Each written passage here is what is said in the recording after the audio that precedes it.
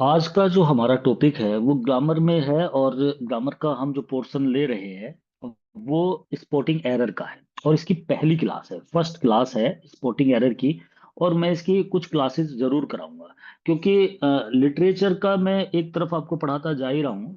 लेकिन ये होता है कि ग्रामर वाला जो पोर्शन होता है, मैंने पहले भी कहा था कि भाई ग्रामर में केवल आपको एडवांस कराऊंगा, और आप बच्चों से बार बार बोलता हुआ चलता हूँ कि भाई ग्रामर वाला पोर्शन आपको खुद ही करना है तैयार। क्योंकि उसमें बच्चों के लेवल अलग अलग होते हैं, उसमें पढ़ाने में बड़ी प्रॉब्लम रहती है। और जिस तरीके से हमारे पास टाइम है तो लिटरेचर की तरफ को हमारा मेन फोकस रहता है। लेकिन फिर भी ये है कि आज जो हमारा पोर्शन है वो थोड़ा सा हाई क्लास लेवल के ग्रामर है। मतलब ग्रामर का लास्ट समझो, क्योंकि एरर को डिटेक्ट करना ये एक मेन पॉइंट होता है, और यहाँ सारे रूल्स आ जाते हैं। आपकी ग्रामर का कोई भी रूल नहीं बचेगा जो यहाँ ना हो।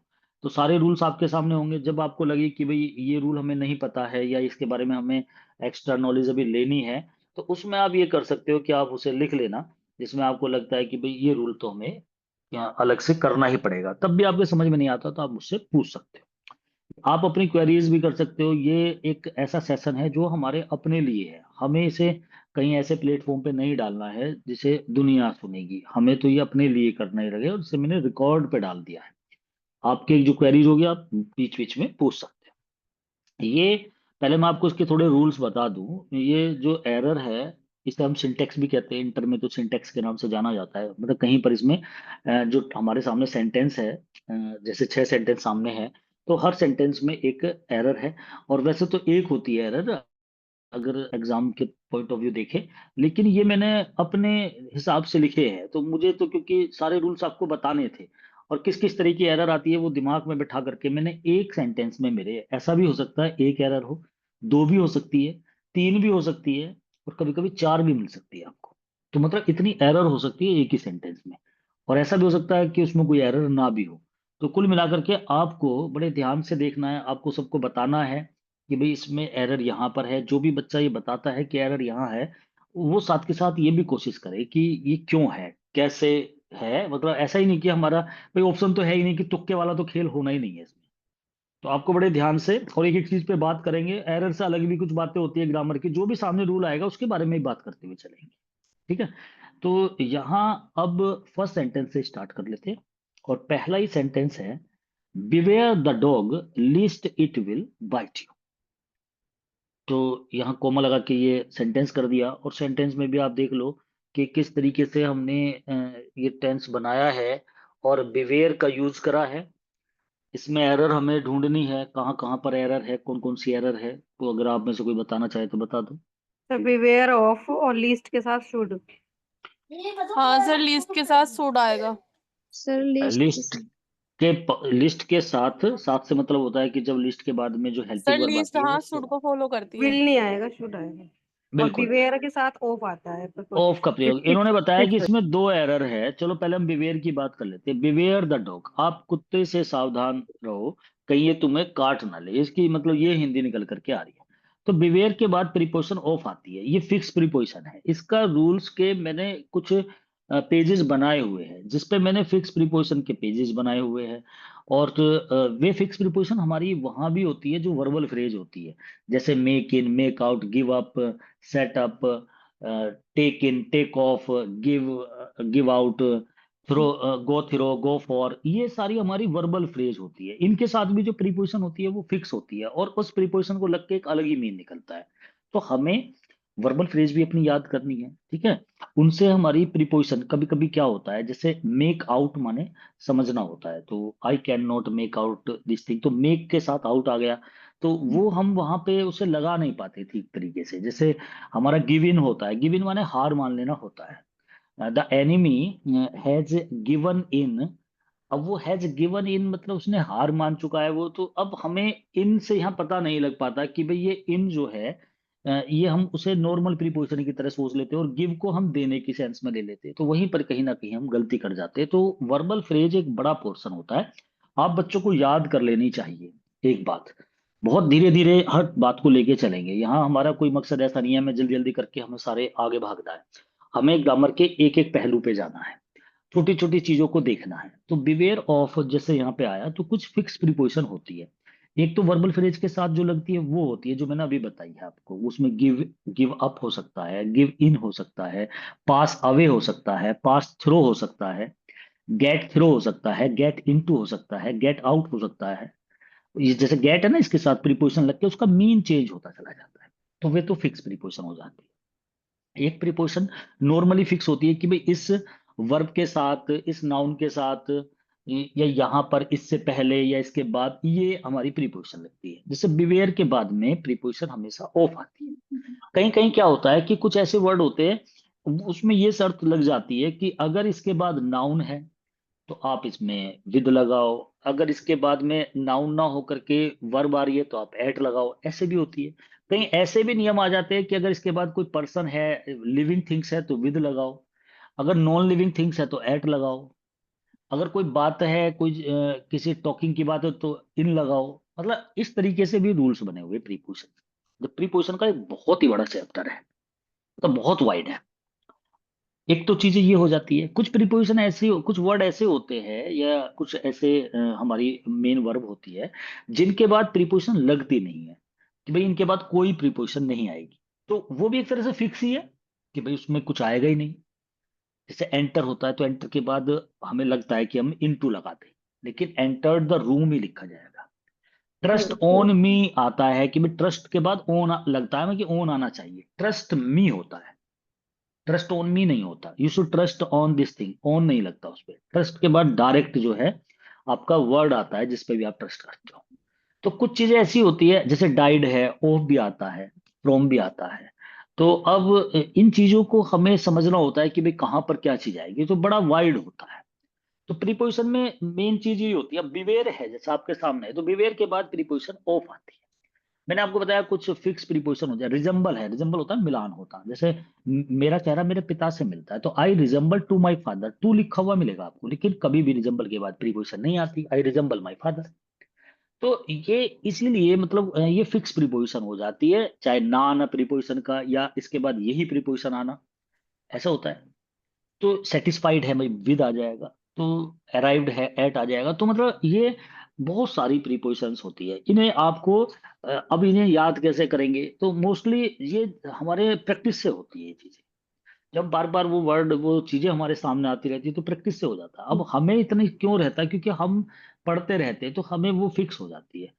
या जो बच्चे ज्यादा मजबूती से याद कर ले, हालांकि अगर आप इन्हें एक लाइन से मैं आपको दे दूं लिखी हुई, जैसे मेरे पेजेस पे मैं आपको डाल भी दूंगा, दे दूंगा, तो वो आप अगर रटोगे, याद करोगे, तो वो भूल जाओगे आप उसे, वो आपके ध्यान रहेगी नहीं।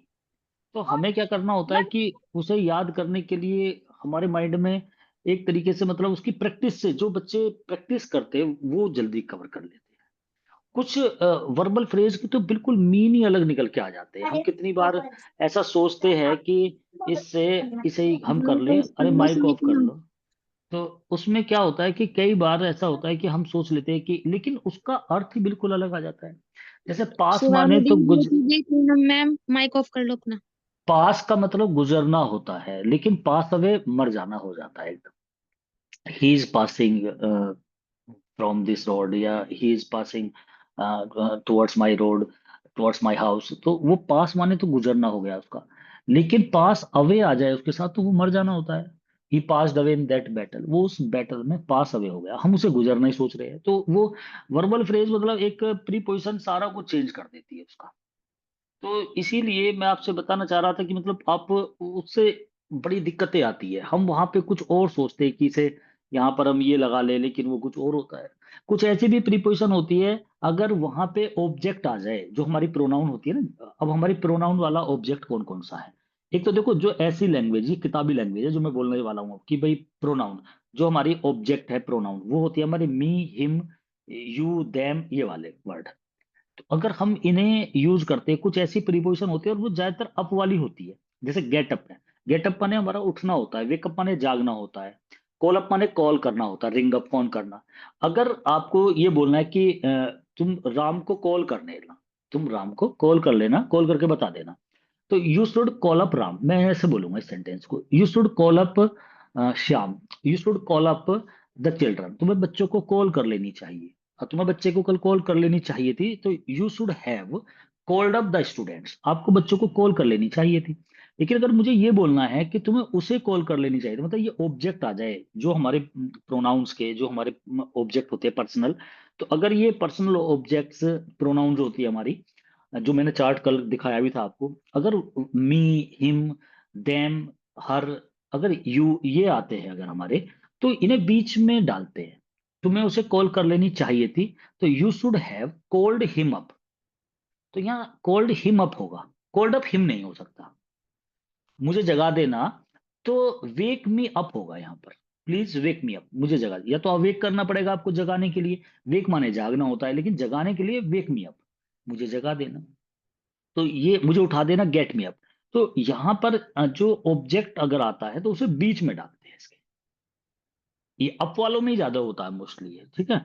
तो मतलब ये भी तरीका है इसका, और ये ऑब्जेक्ट के साथ होता है। अगर आपका किसी का नाम आता है या कुछ और चीज है, जैसे पीपल को कॉल, मनुष्य के लिए है, स्टूडेंट्स के लिए है, चिल्ड्रन के लिए, तो वहां पर वो बाद में आएगा। तो बिवेयर के बाद प्रीपोजिशन ऑफ आती है, तो बिवेयर ऑफ द डॉग, कुत्ते से सावधान। जैसे होता है ना भाई, कुत्ते से सावधान ज्यादातर घर पे लिखा रहता है, बिवेयर ऑफ द डॉग। और अगर अवॉइड हो, बचने के लिए, तो अवॉइड के बाद टू आता है। जैसे मैं कहूँ आपसे, अवॉइड टू द डॉग्स, कुत्तों से दूर रहो, बच के रहो, तो अवॉइड के बाद प्रीपोजिशन टू आती है हमेशा, तो हमें वो भी याद रखनी चाहिए। बिवेयर के बाद ऑफ आती है। रेफ्रेन वर्ड होता है, REFRAIN, रेफ्रेन। रेफ्रेन होता है किसी से दूर रहना, तो रेफ्रेन फ्रॉम आता है उसमें। एब्सटेन माने भी होता है दूर रहना, एब्सटेन फ्रॉम होता है, ABSTAIN, abstain from this thing, refrain from this thing, avoid to this thing, beware of this thing. तो देखो ये प्रीपोजिशन है, प्रीपोजिशन का रूल है। तो यहां पर बिवेयर के बाद ऑफ आएगा, तो एक तो हमारा ये हो गया, बिवेयर ऑफ द डॉग, कुत्ते से सावधान रहना, कहीं आपको काट ना ले। तो लिस्ट का प्रयोग है। लिस्ट क्या होता है, इसकी दो बात है। इसके अंदर एक तो नेगेटिव इसी के अंदर छिपा रहता है, मतलब खुद एक नेगेटिव वर्ड होता है, इसमें नोट लगाने की जरूरत नहीं होती। ऐसे हमारे पास और भी वर्ड है, जैसे नेवर है। नेवर तो आपको एन लिखा हुआ है तो थोड़ा सा नोट जैसा लगता है, क्योंकि हमें ज्यादा आदत पड़ी हुई है ना नेवर बोलने की। तो नेवर के अंदर नोट है ऑलरेडी, नन है उसके अंदर नोट है।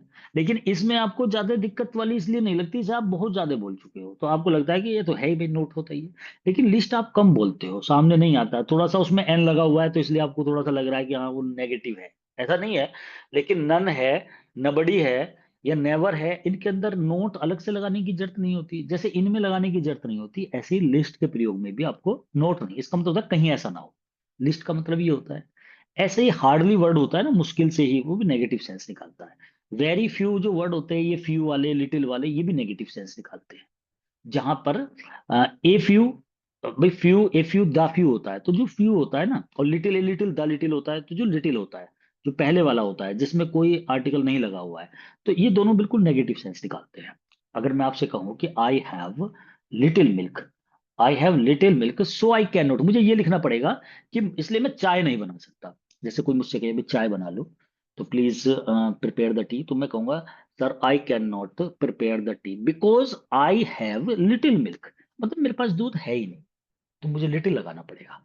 भाई आज बैच नहीं पढ़ा रहे सर, मैं नहीं पढ़ा सकता, I am unable to teach the batch because there are few students, बच्चे है ही नहीं। और देखो ये जो फ्यू लगाया ना, few, a few, the few, few का मतलब होता है ना के बराबर, ए फ्यू होता है थोड़े बहुत ही, इक्का दुक्का, द फ्यू जो थोड़े बहुत है वे सारे के सारे। तो फ्यू का मतलब जहां फ्यू आएगा, ए फ्यू आएगा, द फ्यू आएगा। और little, a little, the little, little वाले जो होते हैं वो आपके अनकाउंटेबल के साथ आते हैं, जहां पे आप मच लगाते हो। जहां आप मैनी लगाते हो ज्यादा के लिए, वहां पे हम, क्योंकि मैनी जो होता है ना वो काउंटेबल के लिए होता है, तो वहां पे हम few, a few, the few लगाते हैं, कम के लिए, ज्यादा के लिए मैनी लगा देते हैं। और जहां पर आप little, a little, the little करते हो, वहां ज्यादा के लिए आप क्या लगाते हो, मच लगा देते हो। तो जहां पर हम फ्यू का बात करते हैं, few, a few, the few, चाहे वो नेगेटिव में आ रहा हो, चाहे बहुत कम के लिए आ रहा हो, वो हमेशा उसकी जो नाउन आएगी वो प्लूरल आएगी। फ्यू बॉयज, अब आप ये भी समझ रहे होगे, अगर बॉयज के साथ फ्यू लगाया है तो फ्यू क्या है, हमारा एडजेक्टिव है। बॉयज क्या है, ये नाउन है हमारी। तो few, a few, the few, सब ये एडजेक्टिव है हमारे। और इनके बाद में हमने नाउन लगा दी।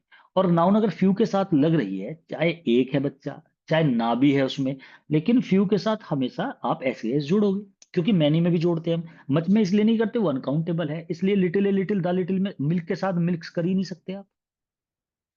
तो हमें क्या करना होता है कि आप ये चीज ध्यान रखो कि ये काउंटेबल और अनकाउंटेबल तो चीजें हमारी चलती है। हमारी जो नाउन होती है उसमें भी अगर हम बात करें, एब्स्ट्रैक्ट नाउन हमारी बिल्कुल भी काउंट नहीं कर सकते हम।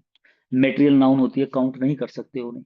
लेकिन हमारी जो प्रॉपर नाउन होती है, वो एक पर्सन हो सकता है, किसी का नाम हो सकता है वो, लेकिन कॉमन नाउन जो होती है ये हमारी हमेशा काउंटेबल होती है, और वो कितनी भी प्लूरल आप उन्हें कर सकते हो कॉमन नाउन की जब बात करते हैं। खैर, लिस्ट का जो प्रयोग है उसके अंदर नेगेटिव छिपा रहता है। ऐसे बहुत वर्ड है हमारे साथ, अनटिल भी एक ऐसा ही वर्ड है, उसमें भी नेगेटिव उसके अंदर ही छिपा रहता है। अनलेस भी एक ऐसा ही वर्ड है, नेगेटिव उसके अंदर भी छिपा रहता है। अलग से नोट लगता है तो एरर बनती है, और वे एरर भी आपके सामने आएंगी, इसलिए मैं आपको अभी बता रहा हूँ वो चीजें भी। भाई लिस्ट के साथ अगर नोट लग जाता, it will not bite you, अगर ये हो जाता ना सेंटेंस, तो भी गलत हो जाता। Lest it should bite, it should not bite you. देखो, विल के बाद, विल की जगह in place of will should be, should होना चाहिए यहाँ पर। लेकिन अगर ये शुड के बाद नोट लग के आ जाता, यहाँ पे आ जाता है lest it should not bite you, तो भी सेंटेंस गलत हो जाता, क्योंकि लिस्ट ऑलरेडी नोट लिए हुए। अगर आप नेवर के बाद आई नेवर नोट लगा दो, तो जितना भद्दा आपको ये लग रहा है, इतना ही भद्दा आपको लिस्ट इट शुड नॉट अगर लग गया तो लगेगा। अनटिल के बाद until he does not come अगर आप लिखते हो, तो जितना बुरा ये लग रहा है इतना ये भी लगेगा। अनटिल हो, अनलेस हो, लिस्ट हो, हार्डली हो, या नेवर हो, नन हो, नबडी हो, ऐसे ये जितने भी वर्ड है ये ऑलरेडी नेगेटिव अपने अंदर समाये हुए हैं, आप इसमें नोट लगाते ही नहीं है इसमें। तो लिस्ट भी एक इनमें से एक है। इसका मतलब होता है कहीं ऐसा ना हो जाए, तो आप कुत्ते से सावधान रहो, कहीं ऐसा ना हो इट विल बाइट यू, तो इट शुड बाइट यू, कहीं ये आपको काट ना ले। एक और भी एरर है, अगर मैं इसमें ये बोल दूं कि इट की जगह ही की बात आती है, कि सपोज करो इसमें एरर बता दी और सारी चीजें सही है बिल्कुल, बिवेयर ऑफ द डॉग ये लिखा हुआ है, comma lest it should bite you, अब टेंस ये है इट शुड बाइट यू, तो ना शुड में गलती है, ना बिवेयर के बाद ऑफ भी लग गया। अब आपसे अब भी कह रहे हैं कि इसमें एरर है, और इट की जगह ही, मतलब एक चार ऑप्शन में एक में ही लगा रखा है, तो आप ही वाले के साथ हम जाएंगे, क्योंकि ये एरर इतनी बड़ी नहीं है। अगर इट भी लगा हुआ है तो हम सोच सकते हैं, क्योंकि ग्रामर में भी देखो ऐसा होता है कि हर जगह, जैसे आप लिटरेचर में भी चलते हैं तो थोड़ा इस क्रिटिक ने से ऐसे कहा है, किसी ने कहा है कि जो विलियम शेक्सपियर है उसकी ब्लड जो है उसका नाम मैरी फिटन था, कुछ कहते हैं उसका नाम डार्क लेडी था, कोई कहते हैं जो उसने अपने सोनेट एड्रेस करे हैं वो डब्ल्यू एच को करे हैं, कुछ कहते हैं वो एच डब्ल्यू को करे हैं, कोई कहते हैं कि वो हेनरी वर्सले था, कोई कहते हैं वो विलियम हर्बर्ट था। तो जैसे मतलब एक कंफ्यूजन, एक डिबेट वाली बात आ जाती है, कॉन्फ्लिक्ट हो जाता है, जैसे लिटरेचर में क्या वो हर जगह होता है, ग्रामर में बहुत सारी जगह ऐसी है जहां पर किसी एक लिंग्विस्ट ने ये बोल दिया, दूसरे ने ये बोल दिया, तो वो कॉन्ट्रडिक्शन सा हो जाता है। यहाँ पर भी कुछ ऐसा ही है कि अगर हम, लेकिन जब देखो और कोई रास्ता ना हो, तब हम जो सबसे हल्की चीज है उसकी तरफ वो चले जाते हैं। मैं आपको कई बार ऐसी चीजें दिखाऊंगा, आपको मैं कह दूंगा कि भाई ये गलत है, ऐसा नहीं होना चाहिए, लेकिन वो जब आप टेंस देखोगे उसमें दो गलतियां होती है। एक तो जो मैंने कहा कि भाई ये नहीं लगाते, मतलब जैसे हमने इट की जगह कैनडो कुत्ते के साथ ही आता है, कहीं पर आपको ही लिखा हुआ मिलेगा, लेकिन वहां पे हम, क्योंकि उसमें कोई और एरर होगी, तो हम ही को सही मान के दूसरी एरर को करके आ जाएंगे, डिटेक्ट करके। ऐसे ही यहाँ पर इट के साथ दूसरी एरर थी, तो लिस्ट के साथ शुड लगना था, तो हमने उस पर फोकस कर दिया। लेकिन तरीका ये है, ये है मेन चीज, कि जानवर, कल भी हम इसके बारे में डिस्कस कर रहे थे, कि जानवर हो और इंसान की अगर बात करें, तो जो जहां पर समझ वाली बात आती है, जिस जानवर में जो बड़ा जानवर होता है, समझदार होता है, जैसे चिंपैंजी है, मंकी के लिए भी, तो जो बड़े जानवर हो, हाथी वाती शेर, उनके लिए हम इट न लगा के ही लगाते हैं। और जो बच्चा बिल्कुल छोटा हो, ना समझो बेबी हो, उसके लिए इट लगाते हैं। तरीका तो ये है। लेकिन ये इतनी बड़ी एरर नहीं है, फिर मैं आपसे बोल रहा हूं कि आप इसे बिल्कुल ये सोच के चल दोगे कि भाई ये गलत है। जैसे सपोज करो, आपने देखा होगा आई और वी के साथ, छोटे बच्चों से लेके बड़े तक हम यही समझाते हैं, आई और वी के साथ सेल लगाओ, बाकी सबके साथ विल लगाओ। फिर हम एक रूल ये भी बताते हैं, जब कोई पढ़ाते होंगे, आप भी पढ़ाते होंगे, कि अगर सपोज करो आवश्यक, बिल्कुल नेसेसरी, मस्ट वाली बात आ जाए, अवश्य की बात आती है, तो हम आई और वी के साथ पलट देते हैं। तो हम जहां इनके साथ अगर सेल लगना चाहिए तो विल लगा देते हैं, और ही के साथ भी आप सेल लगा सकते हो, जहां पर ये बोलना हो he said come to my home, come to my house tomorrow, वो अवश्य आएगा, तो ही के साथ भी आप शैल लगा दोगे। तो जब ये वाली पोर्शन, ये बात आती है और ये पढ़ाते भी हैं, इसीलिए आई के साथ ज्यादातर विल लगा रहता है, तो हमें कोई प्रॉब्लम होती नहीं है उसकी।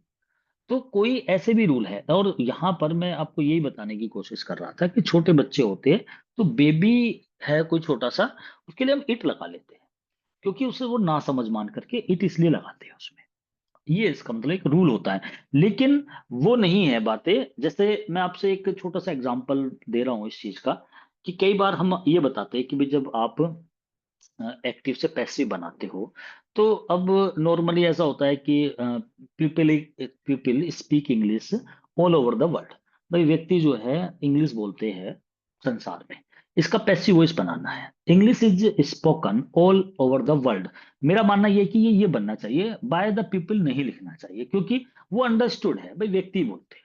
लेकिन अगर किसी ने लगा दिया, तो फिर उस एरर को पकड़ के, और उसमें कोई दूसरी बड़ी एरर है, तो हम बड़ी की तरफ को जाएंगे। हम उसे इतना महत्व नहीं देंगे, कि हो सकता है कि कुछ कुछों का मानना है कि भाई ये चल जाएगा। लेकिन अगर एरर कोई और है नहीं, और आपके ऑप्शन में बिना पीपल लगा हुआ भी है, तो फिर हम उसके साथ जाएंगे कि English is spoken all over the world, और English is spoken all over the world by the people. फिर इन दोनों में से हम पीपल वाला जिसमें नहीं है उस पे जाएंगे। तो देखो, ये एक बहुत बड़ी सोच के साथ चलना होता है। आप एक बात को बच्चों की तरह रट के नहीं चल सकते कि भाई नहीं, अब तो ये ऐसा ही हो गया तो ऐसा ही, ऐसा नहीं करेंगे कभी भी। तो बिवेयर ऑफ द डॉग, कुत्ते से आप सावधान रहो। लिस्ट, कहीं ऐसा ना हो कि ये आपको काट ले। तो इट है यहाँ पर, चलो ठीक है, इट के साथ चले जाएंगे। अगर और एरर, अगर और कोई एरर नहीं होती तो हमें ही कर लेते, अगर ऑप्शन में ही और इट अगर अलग अलग दे रखा हो। इसलिए हमें बड़ा फायदा होता है ऑप्शन का। अगर हमारा वैसा ऑब्जेक्टिव ना हो करके हमें अगर लिखने वाला, राइटिंग वाला हो जाता, तो वहां प्रॉब्लम हमें थोड़ी सी हो सकती थी। लेकिन यहाँ नहीं होगी, ठीक है ना। तो इट शुड बाइट यू, ये जो यू है, मैं आपको बताया था कि जो हमारा पूरा प्रोनाउन वाला जो चार्ट होता है, उसमें 4 वर्ड ऐसे होते हैं जिनके डबल मीनिंग होते हैं। उसमें एक यू भी है। यू को हम सब्जेक्टिव केस में भी यूज करते हैं, ऑब्जेक्टिव केस में भी यूज करते हो। हर को आप पजेसिव की तरह भी यूज करते हो, पजेसिव एडजेक्टिव। हर, माई वाला सेंस, ठीक है ना, उसमें भी करते हो। और हर को ऑब्जेक्ट की तरह भी करते हो, जैसे यहाँ पे यू हो रहा है। ऐसे इट को आप ऐसे यूज करते हो, यू की तरह करते हो। इट को आप सब्जेक्ट की तरह भी यूज करते हो, जैसे यहाँ पर है लिस्ट इट। और उल्टा भी हो सकता था कि लिस्ट और इट बाद में आ सकता था, कि यू विल बाइट इट, मतलब तुम उस चीज को काट लो जो भी इट है। तो जैसे कुत्ते के लिए अगर इट आता, और इंसान कुत्ते को काट रहा है, तो यू विल बाइट इट, तुम इसे काट लोगे। तो इट अगर यहाँ पे ऐसा आएगा तो ये ऑब्जेक्ट है। तो इट भी दोनों तरीके से यूज होता है, बिल्कुल यू की तरह। तो इट देखने में एक जैसा लगेगा, लेकिन उसकी पोजीशन अलग अलग जगह, एक जगह सब्जेक्ट हो जाता है, एक जगह वो ऑब्जेक्ट की तरह होता है। यू भी ऐसी होता है, यहाँ ऑब्जेक्ट है, सब्जेक्ट की तरह तो खैर आप बहुत याद यूज करते ही हो। और यू हो गया, इट हो गया। हर का प्रयोग मैंने बताया था। एक हिज होता है, वो पजेसिव की तरह भी यूज होता है। इस मतलब मैं कैटेगरी बताता हूँ, कि हिज को हम ऐसे तो यूज करते हैं जैसे माई को यूज करते हैं, वो एडजेक्टिव है।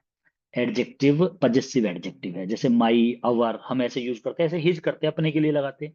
एक हिज हम ऐसे भी लगाते हैं, जैसे माइन, अवर्स, योर्स। ये भी पजेसिव होता है, लेकिन ये प्रोनाउन होती है, मेरे वाला। इसके साथ नाउन नहीं आती, क्योंकि प्रोनाउन तो खुद ही नाउन की तरह ही तो होती है।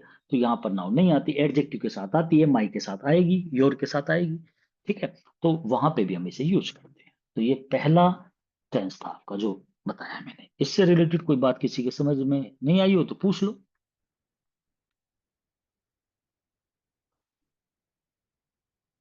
ठीक है, नेक्स्ट पे चलते हैं।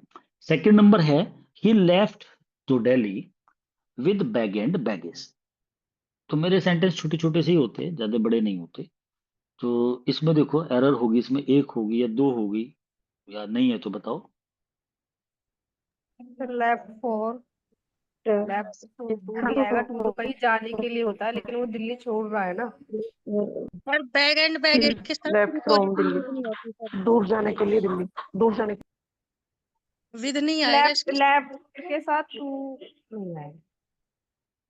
हम्म देखो, ही लेफ्ट टू दिल्ली, पहले हम इसी पे बात करेंगे। वो दिल्ली के लिए लेफ्ट हुआ। अब यहाँ देखो, एक तो लेफ्ट का प्रयोग होता है कि I leave this thing, I will leave I will leave you, I will leave my home, एक तो ये होता है मैं छोड़ दूंगा इस चीज को, ठीक है ना। आई लेफ्ट माई जॉब, मैंने अपनी जॉब छोड़ दी, एक तो लेफ्ट का ये प्रयोग होता है। एक लीव फॉर का प्रयोग अलग से होता है, और वो एक फ्रेज होती है, वर्बल फ्रेज, मैं अभी बात कर रहा था ऊपर वाले में।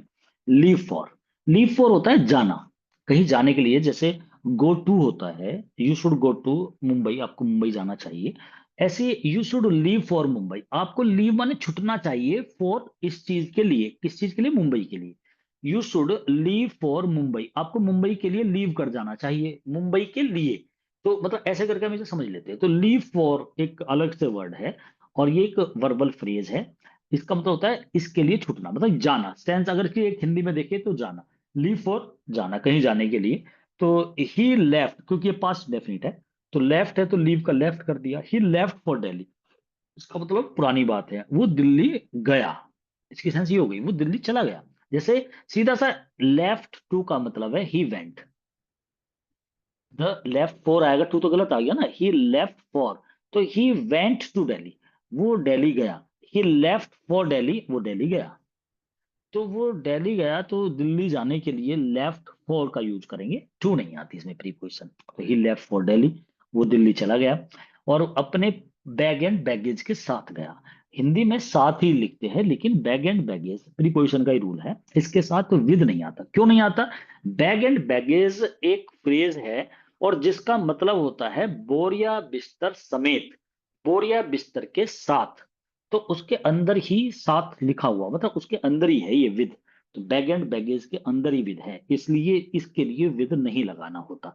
अब कुछ बच्चे, जैसे कल परसों बात चल रही थी कि उन्हें फ्रेज का नहीं पता होता। फ्रेज मैंने बताया दो तरीके की होती है, एक वर्ब से स्टार्ट होती है, उसे हम वर्बल फ्रेज बोल देते हैं। फ्रेज का मतलब ये होता है, जो वर्ड होते हैं ना, जिन वर्ड से वो फ्रेज बनती है, वो दो या दो से अधिक वर्ड हो सकते हैं, एक की नहीं होगी फ्रेज, या तो टू वर्ड्स होंगे या मोर देन टू होंगे। अगर वो टू वर्ड्स हो सकते हैं, more than two, verbal phrase में मोस्टली टू वर्ड्स होते हैं।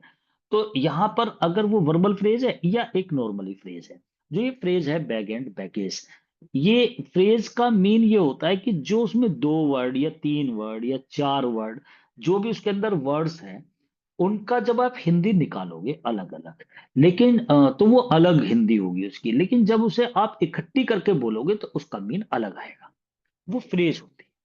जैसे मैं आपसे कहूं कैच रेड हैंडेड, तो रंगे हाथों, इसका कैच मैंने पकड़ना, लाल हाथ से पकड़ना, लेकिन उसकी हिंदी आती है रंगे हाथों पकड़ लेना किसी को। तो उसका रंगे हाथों से मतलब रेड कलर से तो कोई मतलब होता नहीं है। वो तो ये है कि जैसे सपोज करो, एक मेरा दोस्त है, वो कहता है sir I never consumed liquor, मैंने तो कभी शराब नहीं पी, लेकिन yesterday I cot him red handed, मैंने उसे रंगे हाथों पकड़ लिया। तो यहां पर ये फ्रेज है। बैग एंड बैगेज, अगर इसकी हिंदी देखूं तो बैग माने बिस्तर, मतलब थैला, और बैगेज माने थैले के साथ चार पांच चीजें पूरी इकट्ठी हो जाती है वो। तो बोरिया बिस्तर समेत का मतलब ये भी नहीं होता कि मैं अपने सूटकेस सब लेके चलूं।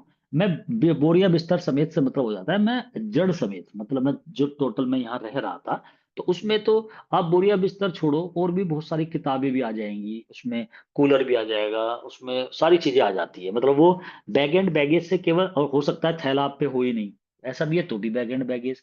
तो कुल बैग एंड बैगेज का मतलब ये नहीं है कि आप थैला और एक बोरा लेके चल दिए, ऐसा नहीं है इसका मतलब। इसका मतलब बोरिया बिस्तर समेत की हिंदी होती है आप टोटल कंप्लीटली, पूरे, मतलब बिल्कुल सब कुछ छोड़ के त्याग के सब बोरिया बिस्तर समेत चलती है, तो उसे बैग एंड पैकेज कहते हैं। एक रोलिंग स्टोन है, जैसे एक लुढ़कने वाला पत्थर, you are a rolling stone because when the government of BJP comes in rolling, ruling, और at that moment you always take the favor of BJP.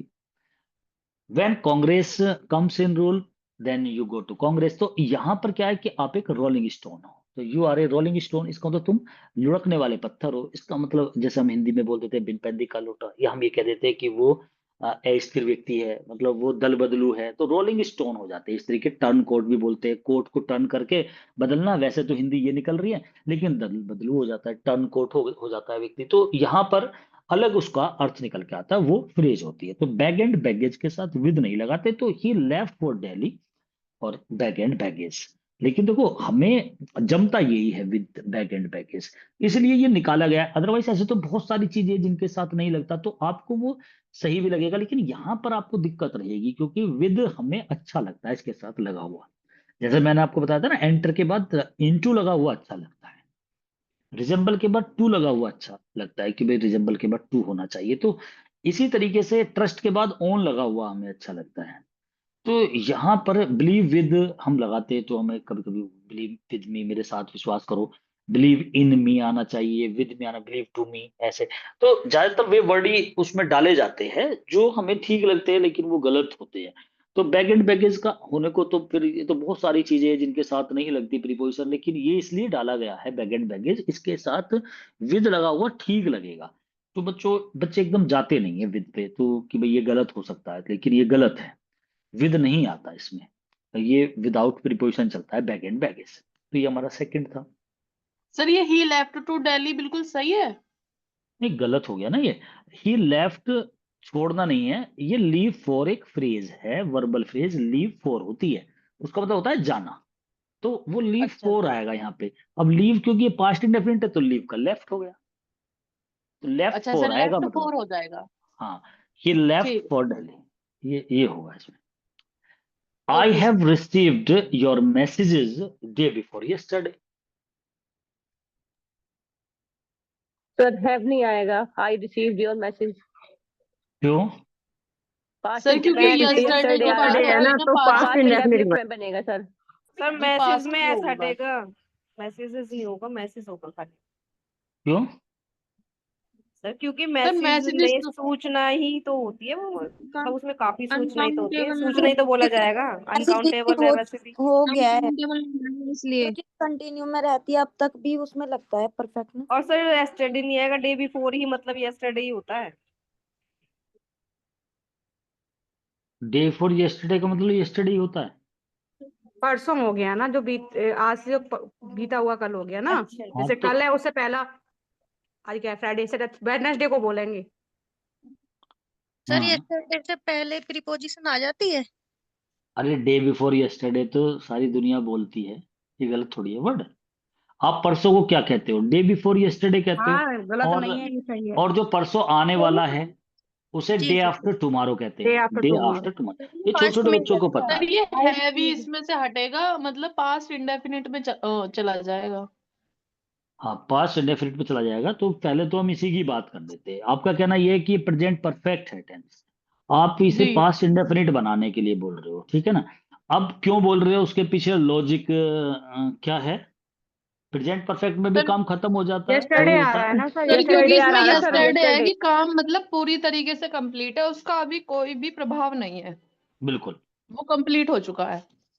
ठीक बात है। और अगर इतनी ज्यादा भी गहराई से ना हो, क्योंकि अगर काम कंप्लीट हो गया, इसमें अगर हम ज्यादा दिमाग लड़ाएंगे तो कई बार ज्यादा सेंस लगाने से गलत हो जाता है। तो एक सीधा सीधा सा भी रूल है, अगर कोई टाइमिंग वर्ड आ जाए आपके जी किसी भी टेंस में, कोई टाइमिंग वर्ड आ जाता है, मतलब यस्टरडे आ गया, 5 o'clock आ गया, मंडे आ गया, एक मतलब दिन खत्म हो गया, काम। देखो होता क्या है, जो पास्ट की हम बात करते हैं, जो काम हमारा खत्म हो गया और वो एक झटके में खत्म हो गया। अगर झटके में नहीं हुआ, वो है कि भाई वो खेल रहा था, तो फिर तो हम पास्ट कंटिन्यूअस में चले जाते हैं, वो एक अलग चीज हो गई। लेकिन एक झटके में काम खत्म हुआ, जैसे वो मर गया। अब हमें दिक्कत क्या होती है कि तीन टेंस आते हैं हमारे दिमाग में एकदम। वो मर गया तो ही हैड डाइड करूं, ही हैज डाइड करूं, या ही डाइड करूं, क्योंकि तीन तरीके से हम पास्ट को बनाते हैं एक झटके वाले को। वैसे तो हमारा पास्ट कंटिन्यूअस भी चलता है, वो एक अलग चीज हो जाती है ना, वो रेगुलरिटी दिखाता है उसमें, कंटिन्यूअस। लेकिन जब एक झटके में कोई काम खत्म होता है तो वो तीन तरीके से होता है। वो पास्ट इंडेफिनिट भी हो सकता है, वो पास्ट परफेक्ट भी हो सकता है, और वो प्रेजेंट परफेक्ट भी हो सकता है। पास्ट परफेक्ट को तो मैं एक तरफ ही हटा देता हूँ। वो कारण क्या होता है, पास्ट परफेक्ट वो होता है जिसमें डबल चलता है। पास्ट परफेक्ट का रूल होता है, ये दो सेंटेंस चलते हैं, एक पास्ट इंडेफिनिट में बनता है, एक पास्ट परफेक्ट में बनता है।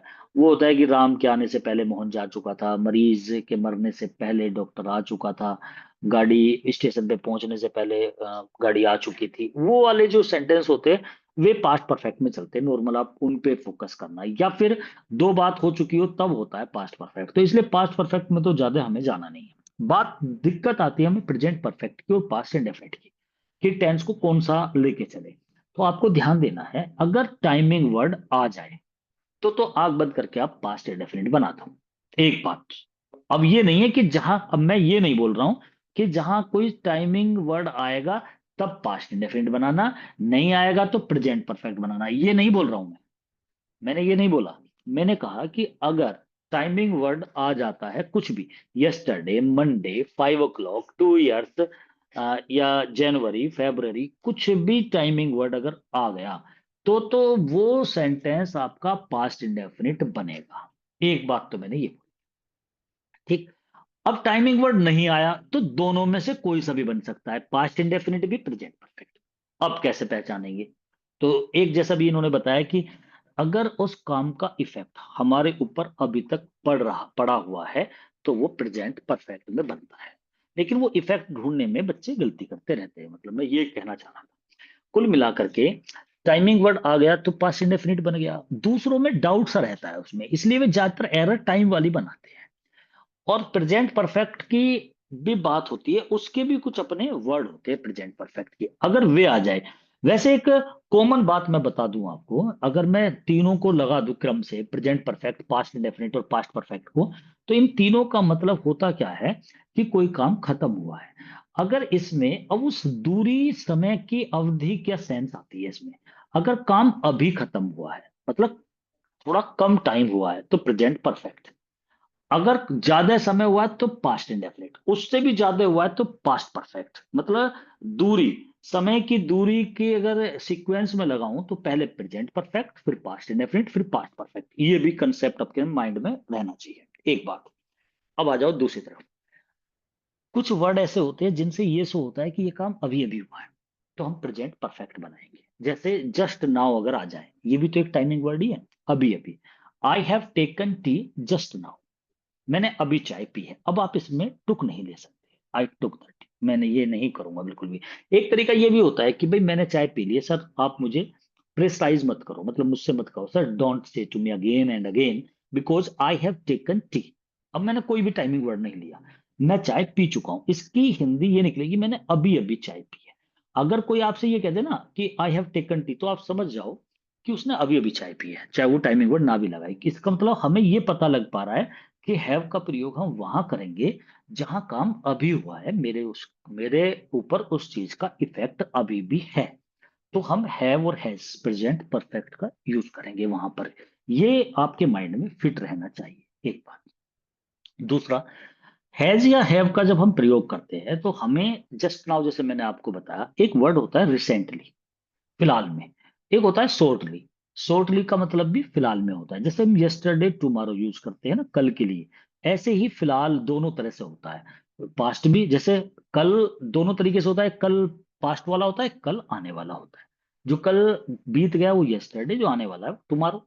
ऐसे ही परसों भी दोनों होते हैं, परसों जो बीत गया वो डे बिफोर यस्टरडे, और आने वाला परसों डे आफ्टर टुमारो। और परसों से भी तरसों सरसों कुछ भी करते चले जाओ तो उसमें हम क्या करेंगे, day before yesterday, 2 days before yesterday, 3 days, हम तो ऐसे करते हैं।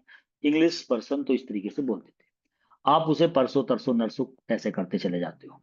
इसके बाद, जैसे कल दो होते हैं, एक पास्ट का एक फ्यूचर का, परसों भी दो होते हैं, ऐसे ही फिलहाल में, भाई फिलहाल में आप फिलहाल में आपने कौन सी मूवी देखी, तो ये होता है, तो which movie have you seen recently. और कौन सी मूवी आप फिलहाल में देखोगे, तो which movie will you watch shortly, SHORTLY। तो ये शॉर्टली और रिसेंटली, ये दो वर्ड होते हैं। तो रिसेंटली अगर हमने पास्ट में वर्ड यूज कर लिया तो आप प्रेजेंट परफेक्ट बनाओगे। जस्ट नाउ आपने यूज कर लिया तो आप प्रेजेंट परफेक्ट बनाओगे इस सेंटेंस को। तो आपको ऐसा कोई वर्ड जिससे ये लगे कि बिल्कुल अभी की बात हो रही है, तो वहां पर हम प्रेजेंट परफेक्ट लगाएंगे। एक अलग से ही एक सेंटेंस होता है कि क्या तुम कभी वहां गए हो, ऐसे वाले sentence. Have you ever gone, have you ever been, क्या तुम वहां रहे हो, हैव यू एवर से सेंटेंस बनाते हैं, have you ever gone there, I have never gone there, मैं वहां कभी नहीं गया। अच्छा, पुरानी बात भी हो रही है लेकिन उसका इफेक्ट अब तक दिखाया जा रहा है। तो ये कभी वहां रहे हो, कभी ये काम किया है, कभी ऐसा हुआ है, तो यहां पर भी हैव का यूज होता है। और पास्ट इंडेफिनिट हम हमेशा टाइमिंग वर्ड अगर होगा, अगर इस समय हमारा जो समय है वो 8 बजे हुए हैं और केवल 1 मिनट पहले ही मैंने चाय पी है। तो मैं अगर सेंटेंस ये बनाता हूँ, आई have taken T recently, just now, तो हैव लगाऊंगा। लेकिन अगर मैंने समय खोल दिया कि आई हैव टेकन टी 8 PM, तो सेंटेंस मेरा गलत हो जाएगा, चाहे बिल्कुल अभी भी हो। अगर समय आ जाता है तो I took the tea at 8 PM लगाना पड़ेगा मुझे। तो इसको मतलब इतना ये रूल हावी भी हो जाता है कि अगर समय हो जाए तो ऐसा। इससे ये चीज पकड़ी वैसे हिंदी से भी जाती है, क्योंकि जब आप हिंदी में बोलते हो ना, मैंने चाय पी ली है, मैं चाय पी चुका हूं। अच्छा, यही एक ऐसा सेंटेंस है जिसमें चुका है की सेंस बिल्कुल सटीक बैठती है। अगर देखो मैं आपसे कहूं मैं चाय पी चुका हूं सर, मुझे और नहीं चाहिए सर, मैं तो ले चुका हूं, तो देखो ऐसा हो रहा है। मैं अब 8 बज रहे हैं, सपोज करो 8:05 हो रहे हैं, यार 8 बजे, सर मैं 8 बजे चाय ले चुका हूं। हम ऐसे नहीं बोलते सर मैंने 8 बजे चाय ले ली थी, मैंने 8 बजे चाय पी ली थी। ये पास्ट इंडेफिनिट की देखो हिंदी भी निकल रही है। आप इसे चुका है चुके में बोलते हुए भी मजा नहीं आएगा आपको। तो इसीलिए जब समय आ जाता है तो वो पास्ट इंडेफिनिट हो जाता है। यहां पर I have received your messages था, तो आई रिसीव्ड योर मैसेज, ये होगा। अब मैसेजेस में जैसे कुछ बच्चे बोल रहे थे कि भाई मैसेज जो है ये नाउन है, जब योर के बाद आ रहा तो ये नाउन है। आप देखो हैव सेंटेंस मैंने बताया था, सब्जेक्ट सारे के सारे सब नाउन होते हैं, या नाउन की जगह प्रोनाउन हो सकते हैं। तो आई तो प्रोनाउन हो गया, आई हैव ये हेल्पिंग वर्ब, और रिसीव्ड जो है ये मेन वर्ब हो जाती है। योर ये पजेसिव है, एडजेक्टिव है, एडजेक्टिव के बाद ये नाउन आ जाती है। तो मैसेजेस, अब बच्चे कह रहे हैं कि सर मैसेजेस नहीं हो सकता। देखो फिर मैसेज जो होता है, एक मैसेज 5 मैसेज भी हो सकते हैं, भाई कल मुझे 5 मैसेज रिसीव हुए, 5 मैसेजेस हो सकता है। लेकिन ऐसी जगह नहीं होगा मैसेज, ये एक जैसा भी बताया था ये सूचना है, भाई कल मुझे तुम्हारा मैसेज मिला। मैसेजेस नहीं होते वहां पर। मैसेजेस ये होते हैं कि yesterday I received several messages from from my students। अगर मैं ये बोल दूं कि कल मुझे कुछ मैसेजेस मिले और मेरे स्टूडेंट्स की तरफ से, तो वहां मैसेजेस हो सक मतलब हो जाएगा। वर्ड गलत नहीं है ऐसा लगना, लेकिन यहाँ गलत है। तो ये मतलब कुछ बताने की। एडजेक्टिव होगा उसके साथ में लगा हुआ नहीं, अगर मैसेजेस हो गए। हाँ, एडजेक्टिव नहीं, वो कुछ ऐसा होगा कि वे आपकी ऐसी सेंस आई, सूचना के लिए दिया गया, जैसे इन्फॉर्मेशन होता है कि भाई मुझे उसका मैसेज मिला था कल, ये ऐसे है। लेकिन अगर वाकई ऐसा दिखाएंगे कि कई तरीके के मैसेजेस या हेल्प करने के मुझे कई जगह से मैसेज आए, तो वो मैसेजेस हो जाता है, मतलब ऐसा नहीं है। फ्रॉम माय स्टूडेंट्स, जैसे मैंने कहा ना मेरे स्टूडेंट्स की तरफ से मुझे कुछ मैसेजेस रिसीव हुए थे कल, तो I received some messages, I received several messages from the side of my students. तो ऐसे तो बोला जा सकता है, लेकिन वहां पे पता लग रहा है कि वो कई सारे मैसेज है। यहाँ ये एक मैसेज की बात हो रही है, आई। अब ये भी देखो एक ऐसी एरर है कि अगर सपोज करो ये एरर, इसमें मैसेजेस दे रखा है और ये बिल्कुल जैसा सेम है ऐसा ही टेंस बना के आ गया और आपसे एरर पूछने लगे, तो आपको एरर पास्ट इंडेफिनिट की बनानी है। वो इतनी बड़ी एरर नहीं है, उसमें लॉजिक दिया जा सकता है, सर हो सकता है 2-3 मैसेज दे दिए हो, मतलब एक इस तरीके से कह के बात को कहा जा सकता है कि ये पॉसिबिलिटी है, चाहे 0.1% है कुछ भी है, लेकिन इसमें इतनी बड़ी एरर नहीं है जितनी इसमें है कि अगर टाइमिंग वर्ड दे दिया था तो ये पास्ट इंडेफिनिट बनना था सेंटेंस। ये बात, डे बिफोर यस्टरडे कोई दिक्कत नहीं है, डे बिफोर यस्टरडे हो सकता है, और 2 days बिफोर यस्टरडे भी हो सकता है, तो ये पास्ट इंडेफिनिट बनेगा। फोर्थ नंबर देख लेते हैं, एज वेल एज का रूल है। अब देखो एज वेल एज जब आ जाता है, एज वेल एज वाला एक नियम हमारे माइंड में फिट होना चाहिए। ये एज वेल एज को देखते ही मेरे माइंड में आ गया, चाहे वो हो या ना हो एरर, लेकिन ये एक टिपिकल टर्म्स में होता है, ये मैं अलग से मैंने 50 लिखवा रखी है। As well as, not only but also, neither nor, either or, अच्छा जी, विद, एंड, नन बट, ये कुछ इस तरीके से वर्ड होते हैं कि भाई शुरू में अगर ये आते हैं आइदर और, तो हमें जो हेल्पिंग वर्ब लगाते हैं वो किसके अकॉर्डिंग लगानी चाहिए, क्योंकि इसमें 2 सब्जेक्ट बन जाते हैं, I as well as my friends. अब एक मन करता आई के साथ लगाए जो फर्स्ट हेल्पिंग पर्सन वर्ब पे लगाए, और एक होता है माई फ्रेंड्स, तो माई फ्रेंड्स के अनुसार लगाए, तो यहाँ एक प्रॉब्लम क्रिएट हो जाती है। और are responsible for their mistakes. अब यहां पर ये है मैं, और एज वेल एज की हिंदी जो होती है ना की तरह, मैं इसकी तरह, मैं अपने दोस्तों की तरह जिम्मेदार हूं फॉर देयर मिस्टेक्स, उनकी गलतियों के लिए। तो यहां पर अगर देखो ये जो देयर आया हुआ है और जो आर आया हुआ है, ये देयर के साथ जो मिस्टेक्स आया हुआ है, ये सब उसके अकॉर्डिंग आएंगे जो सब्जेक्ट होगा। आर से पहले जो भी काम हो रहा है, मतलब जो हेल्पिंग वर्ब से पहले है, ये सारे मिलकर के एक सब्जेक्ट निकालते हैं। जैसे कभी कभी आपने देखा होगा one of my friends, is आएगा या आर आएगा। तो इज या आर तो बाद की बात है, मतलब इज और आर जब मैं बोलता हूं ना, तो मेरा मानना, अब मैं इज और आर की बात नहीं कर रहा, मैं सबकी बात कर रहा हूँ, वाज वर विल शैल सबकी। लेकिन इज और आर मैं इसलिए बोल देता हूँ कि वो सिंगुलर या प्लूरल की सेंस निकाल देता है, मतलब इज आर और एम, तो इसी को लेकर के चल देते हैं हम। तो यहाँ पे जो ये आर आया है, माई फ्रेंड्स के साथ लगा दिया जान के, इस तरीके से एरर बनाई जाती है कि बच्चों को माई फ्रेंड्स लिखा हुआ, आर लिखा हुआ है, अच्छा लग रहा है। लेकिन अगर इसके साथ एम लिख जाए, माई फ्रेंड्स एम, तो बुरा लगेगा आपको। और सही वही है, क्योंकि जो एज वेल एज होता है उसमें ये हमारा रूल है, एज वेल एज अगर यूज कर दिया हमने, तो उसमें हेल्पिंग वर्ब जो होती है वो पहले वाले सब्जेक्ट के अनुसार आएगी। एज वेल एज तो केवल इसलिए लिखा जाता है कि ये पहले वाला जो सब्जेक्ट है, ये जो दूसरे वाला इसके बाद जो सब्जेक्ट आएगा, ये पहले वाला उस दूसरे की तरह इस काम को करता है, उसकी तो तरह करता है, वो उस जैसे वो करता है ना, उसके जैसा कर कौन रहा है काम को, जो पहले है सब्जेक्ट वो कर रहा है। इसकी हिंदी भी देख लो, जैसे Ram as well as Sita, Ram Sita की तरह जो भी काम कर रहा है, इज प्लेइंग क्रिकेट, तो वो सीता की तरह क्रिकेट खेल रहा है।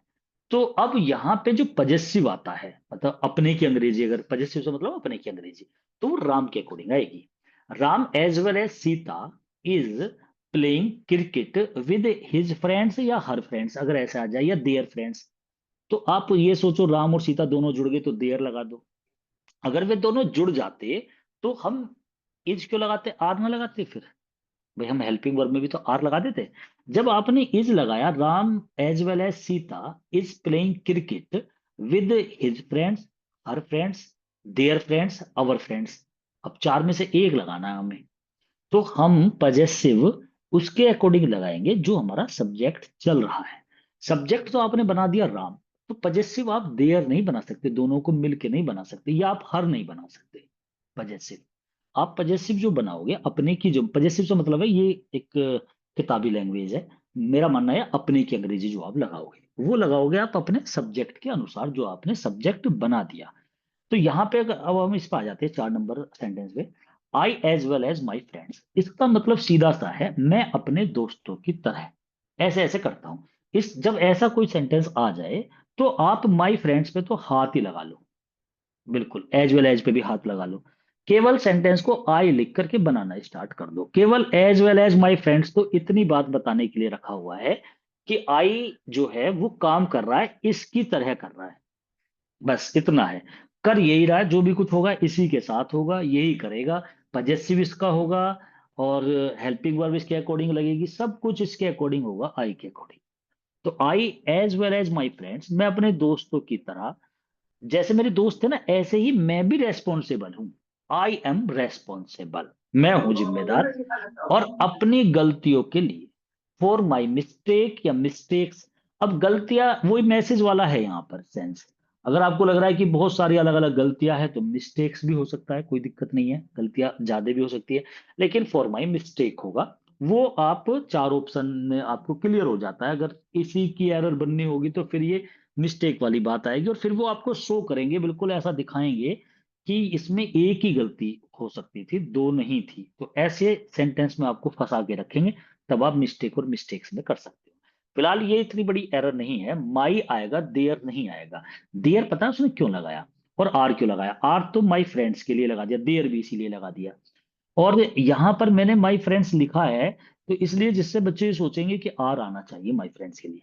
अभी यहाँ एक प्रॉब्लम और भी है, कुछ बच्चे I as well as my friends जो लिखा हुआ है, वे सोच रहे हैं बाद वाले के अकॉर्डिंग। जब कभी ऐसे सेंटेंस फंसते हैं ना, I as well as my friends, तो यहाँ तीन बातें दिमाग में आती है। अभी और भी आएंगी ऐसी चीजें, जैसे खुद एंड आ जाता है वो भी आएगा। यहाँ पर कभी कभी नाइदर नोर आएंगे आपके, आइदर और भी आएंगे, ठीक है ना, नॉट ओनली बट आल्सो आएगा। तो यहाँ पे जब भी कभी ऐसे, जब भी चीजें आती है, तो हमारे माइंड में तीन चीजें आती है, और आपको वो तीनों चीजें ध्यान रखनी है। एज वेल एज में तो आपको ध्यान रहेगी एक एंड की, जैसे एंड होता है, एंड का तो आपको पता ही होता है, राम एंड श्याम, अगर एंड लग जाए तो दोनों को जोड़ देते हैं, जो इधर है और इधर है। तो तीन बात कौन कौन सी हमारे माइंड में आती है कि या तो हमारा जो हेल्पिंग वर्ब आएगी, या तो मैं कह दूं हेल्पिंग वर्ब आएगी, या मैं कह दूं कि हम टोटल एक सब्जेक्ट जो बन के आएगा हमारा, भाई हेल्पिंग वर्ब तो सब्जेक्ट के अनुसार ही आएगी। तो अगर हमारे सामने एंड आ जाता है, एंड से दो सब्जेक्ट जुड़ जाते हैं, तो हम क्या करते हैं, फिर उसे एंड लगते ही तुरंत हम उसे प्लूरल कर देते हैं, मतलब दोनों को मर्ज कर देते हैं, जोड़ देते हैं। राम एंड श्याम, इसको मतलब दो जने हो गए, तो दे बन गई हमारी, जो हमारा सब्जेक्ट बना है वो दे बना है, राम एंड श्याम के जुड़ते वो दे बन गया, सीता एंड मोहन के जुड़ते ही दे बन गया। ठीक है। और अगर आई एंड राम, राम और मैं, मतलब राम एंड आई है, तो इन दोनों को जोड़ के क्या बनेगा हमारा सब्जेक्ट? वी। We we. बनेगा। हम हो जाएगा, क्योंकि जहां पर आई और वी आ जाते हैं उसके साथ आप कुछ भी जोड़ लो, वो सारा मिलके वी बन जाता है हम। और यहां पर देखो आई एज वेल एज, तो एंड वाले दोनों जुड़, मैंने कहा था कि जब ऐसे कोई कंजक्शन इस तरीके से आ जाता है तो हमारे माइंड में तीन बात आती है कि क्या हेल्पिंग वर्ब पहले वाले सब्जेक्ट के अनुसार आएगी, क्या हेल्पिंग वर्ब बाद वाले के अनुसार आएगी, या हेल्पिंग वर्ब दोनों आगे और पीछे वाले को जोड़ करके आएगी। ये बात है, अगर आपको ये बात पता लग जाएगी तो आप तो इजीली कर ही लोगे। तो एज वेल एज वाले में हेल्पिंग वर्ब पहले वाले के अकॉर्डिंग आती है। और मैं आपको, ये तो हो गया रटने वाली बात, आप समझ भी लो, भाई मैं अपने दोस्तों की तरह इस काम को कर रहा हूं। देखो हिंदी भी जब आएगी ना, मैं अपने दोस्तों की तरह जिम्मेदार हूं बोलूंगा मैं। अगर अगर माई फ्रेंड्स पहले होता, आई बाद में होता, मेरे दोस्त मेरी तरह जिम्मेदार हैं, जैसे है और हूं तो खैर आपके समझ में ना आ रहा होगा, खेल रहा है रहे आ जाएगा आपके समझ में। देखो, I as well as my friends am playing cricket, मैं अपने दोस्तों की तरह क्रिकेट खेल रहा हूं। रहा आ रहा है ना इस बार, रहा हूं।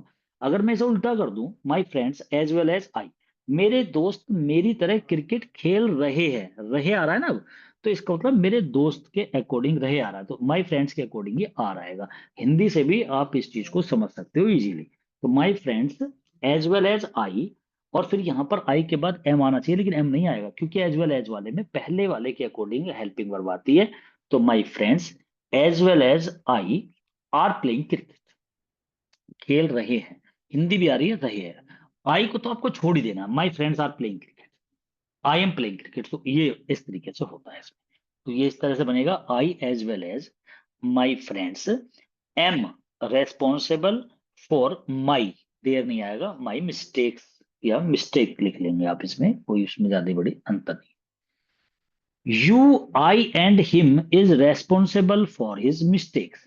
अब यू आई एंड हिम, इसमें एक रूल तो आपका वो 231 और 123 वाला हो गया, 1 2 3 वाला, 231 वाला रूल। अब ये क्या है रूल, उसमें दो तीन बातें आती है, बच्चों को कुछ को पता भी होगा। एक बात तो बिल्कुल कॉमन सी होती है कि इसमें जो रूल होता है वो 231 2 3 1 वाला होता है ज्यादातर।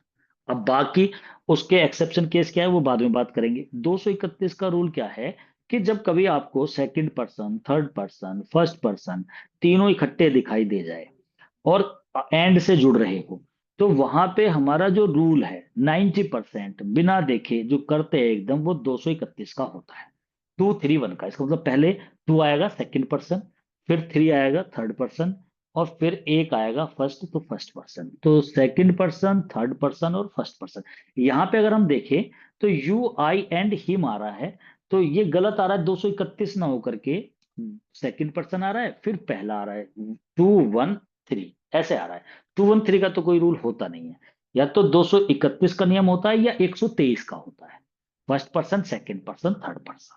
अब कहाँ कौन सा होता है वो वाली बात अब करेंगे थोड़ा सा, कि भाई कहाँ पर क्या होता है, वो एक अलग बात है। तो 231 का रूल पहले आप ये समझ लो कि ज्यादातर हम एक ही रूल की बात करेंगे। पहले 231 का नियम होता है, पहले सेकंड पर्सन आएगा, फिर थर्ड पर्सन आएगा, फिर फर्स्ट पर्सन आएगा, ये नियम है। फर्स्ट पर्सन में आई और वी होते हैं, सेकंड पर्सन में अकेला यू होता है, थर्ड पर्सन में बाकी सब कुछ होते हैं, ये हमें पता ही है।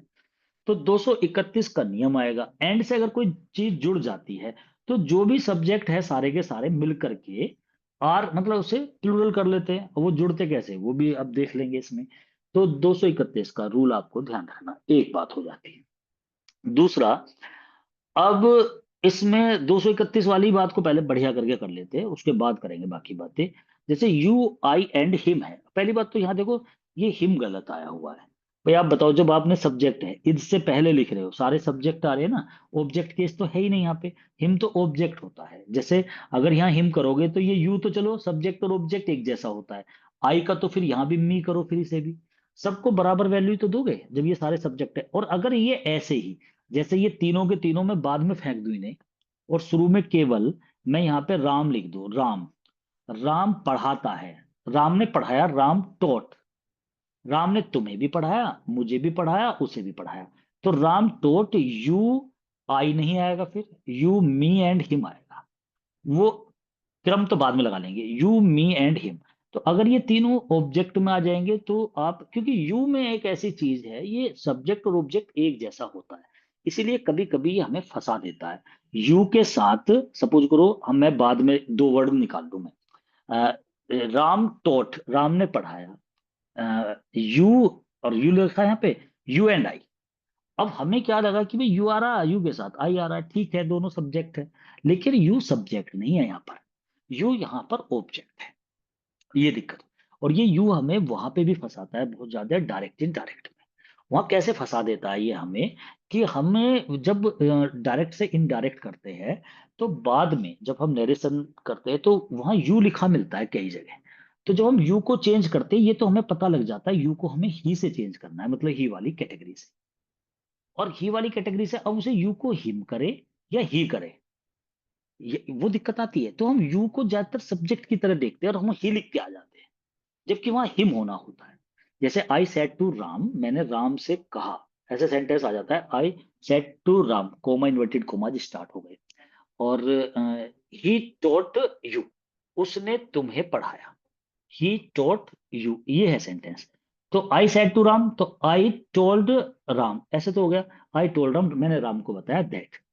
अब यहाँ पे ही है, तो ही तो कभी बदलता नहीं है, चलो ही तो हमने ही कर दिया, थर्ड पर्सन तो नहीं बदलता ही। अब यू है, यू को हम सेकंड के अनुसार बदलते हैं, मतलब ऑब्जेक्ट के अनुसार। तो आई राम सेड टू मी था ना, तो मी के अकॉर्डिंग बदलेंगे, तो वहां पर हम यू को, ये दिक्कत हो जाती है, अब आई में लाए या इसे मी में लाए। तो वो यू हमें पता होना चाहिए ये ऑब्जेक्ट है, तो ऑब्जेक्ट को ऑब्जेक्ट से ही बदलते हैं, तो आई वाली कैटेगरी का मी उठाते हैं, अगर आप समझ पा रहे हो जो मैं आपको बताना चाह रहा हूँ। तो कुल मिला के एग्जामिनर के सामने उसे चार वर्ड इतने गिफ्ट में मिले हुए हैं कि वो किसी को भी फंसाना चाहता है इन चारों वर्ड में, और मैं आपको इन चारों से निकालना चाहता हूं हमेशा। एक वो यू है, एक हर है, एक हिज है, और एक इट है। ये चारों इतने त्रुप के मिले हुए हैं किसी भी एग्जामिनर को, कि वे आप बच्चों को यहाँ फंसाने की कोशिश करते हैं। वो यू को इस तरीके से डालेंगे कि आप ये सोचोगे कि ये यू ऑब्जेक्ट सब्जेक्ट, आप जल्दबाजी में उसे गड़बड़ कर जाओगे उसे। तो हमें यू देखना होता है, ये तुम के लिए आ रहा है, तुम्हें के लिए आ रहा है, ठीक है ना। तो यू आई एंड हिम, यहां पर यू लिखा हुआ है, वहां आई है, फिर हिम कर दिया, तो हिम जो था ही बनना था यहाँ पर। तो इज रेस्पॉन्सिबल, अब ये इज आर एम जो आ रहा है, आप इसे ध्यान रखो कि ये किसके अकॉर्डिंग आएगा। तो आपको सबसे ज्यादा इस एक तो, अब मैं आपको सबसे पहले वो चीज भी बता देता हूँ कि ये जो अभी बता रहे थे ना, ये तीनों मिलकर के क्या बनेंगे। सबसे पहले आप उस चीज को समझो, और इसे समझना बहुत जरूरी है आपके लिए, ये आपको नैरेशन में भी काम करेगी बात। आप समझो, राम श्याम मोहन, थर्ड पर्सन कुछ भी है, राम श्याम मोहन, बच्चे, प्यूपिल, स्टूडेंट्स, कुछ भी लिखा हुआ है, ये सब थर्ड पर्सन होते हैं ना। फर्स्ट पर्सन में आई और वी आते हैं, सेकंड पर्सन में यू आता है, बाकी जितने भी प्रोनाउन सब थर्ड पर्सन है। ये तो बात क्लियर है।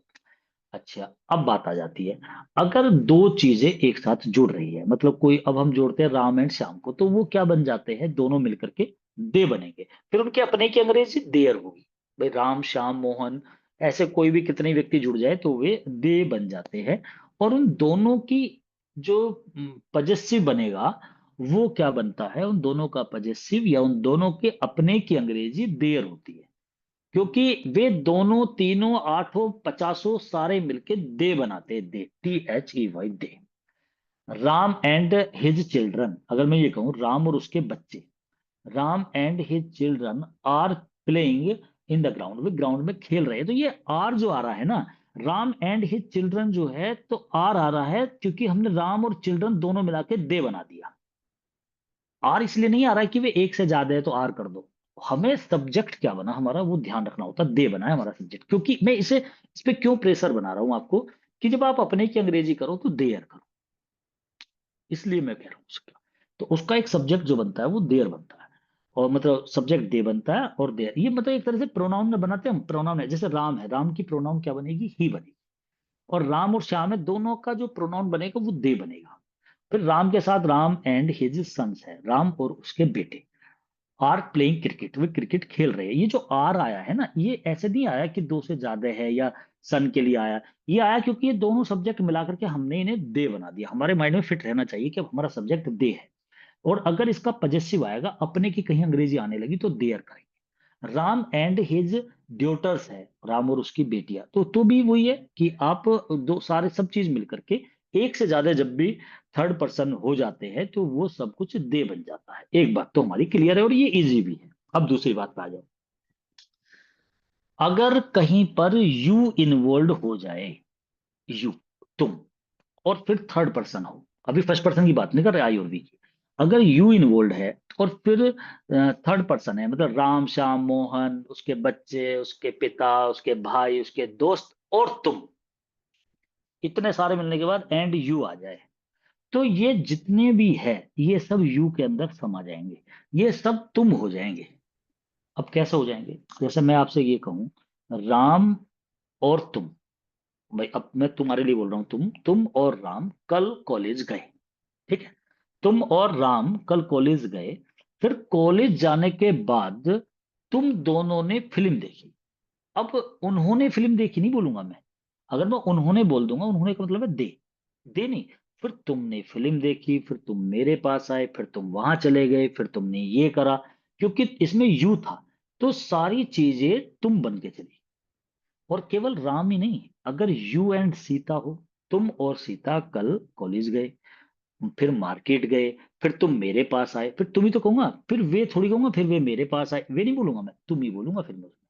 तो या तो इसे रटो कि अगर यू आ जाएगा, या इसे समझो जैसे भी आप उचित समझो, कि अगर यू कहीं इन्वॉल्व हो गया तो फिर वो कितने भी थर्ड पर्सन सही, और अकेला यू सब पे भारी हो जाएगा, सब कुछ यू बना देगा।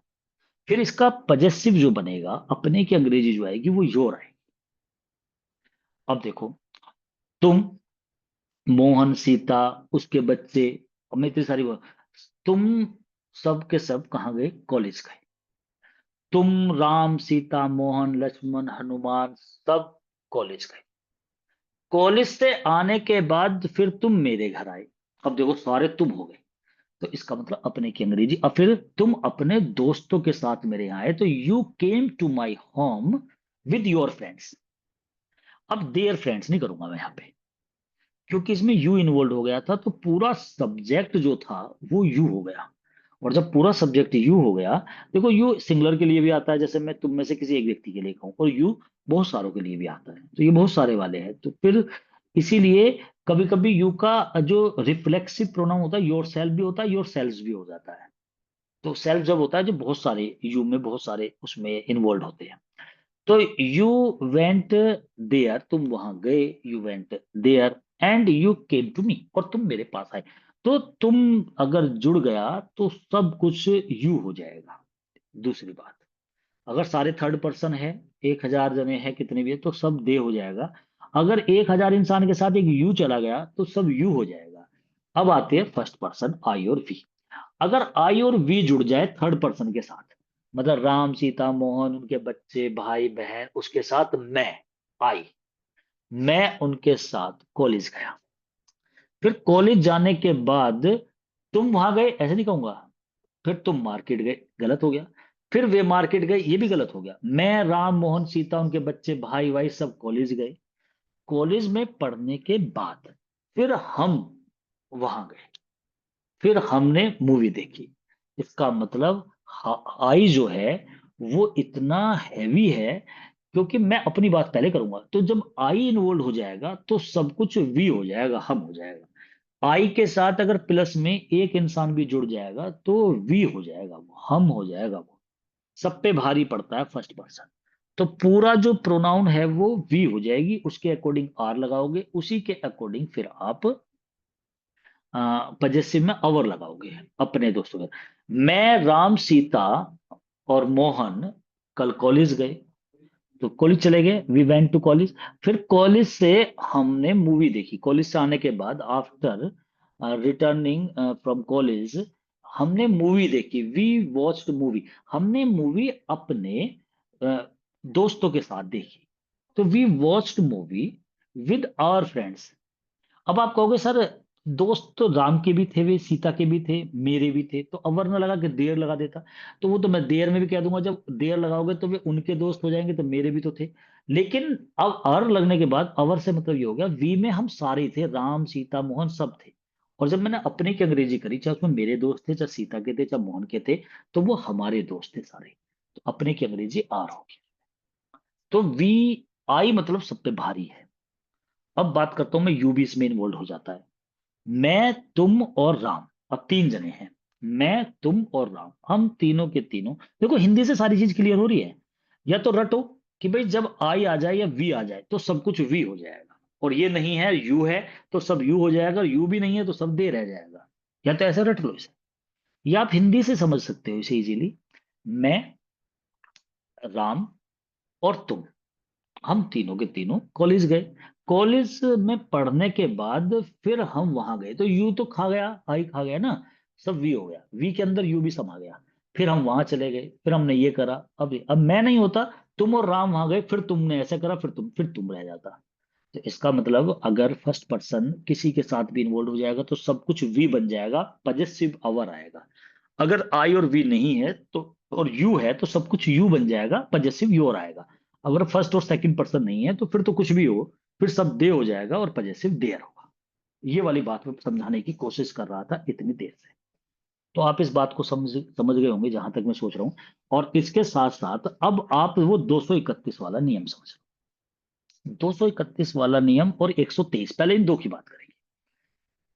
अगर सब मिल करके, 231 मतलब second person, third person, first person, अगर सारे मिल करके कोई काम कर रहे हैं, कुछ भी कर रहे हैं, तो हम 231 का नियम करेंगे।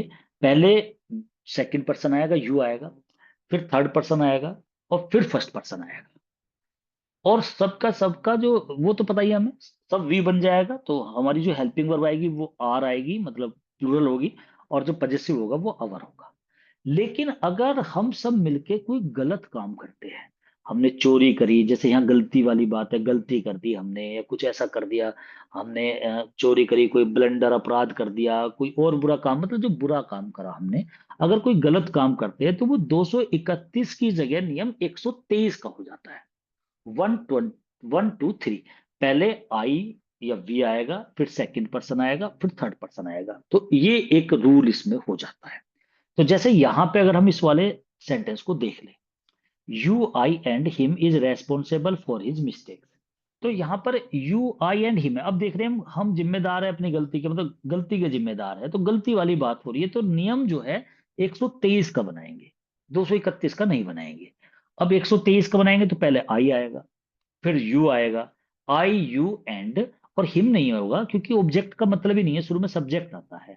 आई यू एंड ही, अब आई यू एंड ही है, तीनों मिलके वी बनेंगे, हम के अकॉर्डिंग हेल्पिंग वर्ब, हम के अकॉर्डिंग पजेसिव। तो आई यू एंड ही, और वी के साथ, अपने वी के साथ जो हेल्पिंग वर्ब आती है वो आर आती है। I you and he are responsible for our, O U R, our mistakes. हम अपनी गलतियों की, अगर एक ही गलती करी है सबने मिलके तो मिस्टेक हो जाती है। अब वो बहुत सारी गलतियां हैं तो वो मिस्टेक्स हो जाएगा, लेकिन यहाँ पर सेंस एक की निकल के आएगी कि हम ही जिम्मेदार है इस गलती के, जैसे कोई गलती हो गई हो। इसलिए वो क्लियर नहीं है यहाँ पे, लेकिन ज्यादातर संभावना एक गलती की है जिस तरीके से सेंटेंस चल रहा है। तो I you and he are responsible for our mistake. ये मैंने जान के सेंटेंस इस तरीके का बनाया, मुझे पजेसिव भी डालना था और ये भी डालना था, और हिम को भी दिखाया है कि ऑब्जेक्ट और सब्जेक्ट किस तरीके से यहां नहीं होगा, ठीक है। तो हिज मिस्टेक होगा।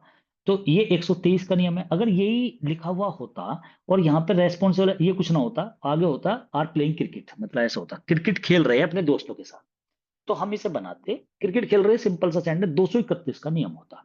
सेकंड पर्सन, थर्ड पर्सन और फर्स्ट पर्सन। तो यू होता सेकंड पर्सन, थर्ड आता he, you he and I. Are, are आया वी के लिए, आई के लिए नहीं है, ये एम नहीं आएगा इसमें। कभी आप सोचो आई बाद में लिख रहा तो एम कर दे, या आपके माइंड में रह जाए आई वाले में तो आई हो जाता है, ऐसे नहीं। आई वाला बहुत सारे मिलके वी हो जाता है। तो 231, second person, third person, first person, you he and I are playing cricket with our friends, फिर ये बनेगा। तो 231 और 123 का नियम ये है। इसमें इसी 231 123 में एक बात और छिपी हुई है, सब्जेक्ट वाली, वो मैंने पहले कभी बच्चों को बताई थी। आप में से कोई बताए मुझे कि एक जगह और कुछ ऐसा ही होता है, वो क्या है, कोई बताए। सर जब ये प्लूरल होते हैं तब भी ये 1 2 3 वाला रूल चलता है ना, वी यू दे। बिल्कुल बिल्कुल, ये एक रूल और है। ये तो मैंने बताया गलत काम और सही काम के लिए। लेकिन अगर ये तीनों के तीनों, जैसे यू तो प्लूरल और सिंगुलर एक जैसा ही होता है, आई में वी हो जाता है, हिम नहीं होकर के दे हो जाता है। अगर दे आ जाए, मतलब प्लूरल हो, या चिल्ड्रन हो, और आई की जगह वी हो जाए, यू तो यू ही रहेगा हर जगह।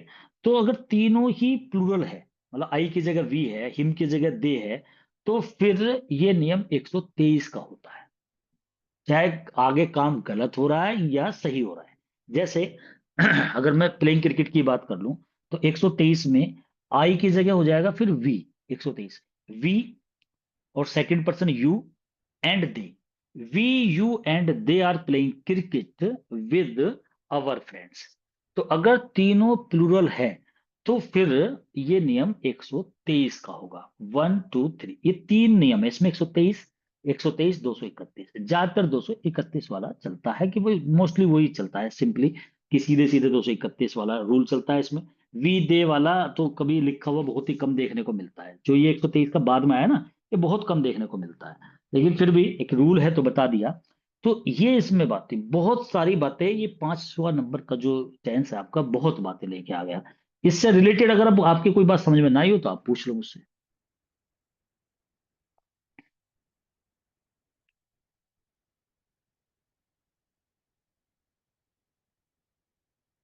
सर 123 का रूल बताया ना आपने, अगर सारे सब्जेक्ट प्लूरल है तो। हम्म, अगर सारे प्लूरल है तो पहले फर्स्ट पर्सन आएगा, फिर सेकंड, फिर थर्ड। लेकिन वही वही पजेसिव वाला उसमें चलेगा, वो अवर वाला ही। पजेसिव तो अवर इसलिए हो जाएगा ना, जब सब चीज जुड़ जाती है तो वो वी बन जाता है। हम वो तो बन एक जाते थे। वो रूल क्या, वो तो एक, आपको ये समझ लो, वो तो सीधी सी चीज है भाई, इकट्ठे हो जाएंगे तो वो वी बनेगा। उसके लिए तो मैंने आपको दुनिया भर के एग्जाम्पल जो हिंदी में दे दे के बताए हैं वो ही फिट होगा, उसमें तो कोई दिक्कत है ही नहीं किसी।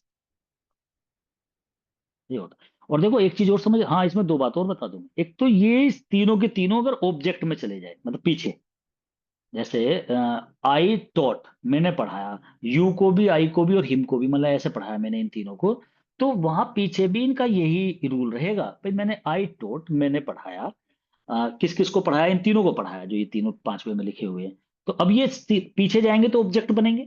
तो आई टॉट और 231 का नियम, पहले यू आएगा, I taught you, him and me. Me तो नहीं आना चाहिए क्योंकि मैंने अपने आप को कैसे पढ़ाया। तो यहां पर मतलब जैसे the teacher will teach, teacher पढ़ाएंगे, the teacher will teach you, 231 का नाम है, you, him and me tomorrow. कल टीचर तुम्हें, उसे और मुझे पढ़ाएंगे। तो the teacher will teach you, him and me tomorrow. I नहीं आएगा, यू यहाँ पे सब्जेक्ट है, वहां पे भी यू ही रह जाएगा, हिम यहाँ पे गलत लिखा हुआ था तो वहां ठीक हो जाएगा ये हिम। तो अगर ये पीछे ऑब्जेक्ट में आएंगे तो भी ये इसी तरीके से ही आएंगे।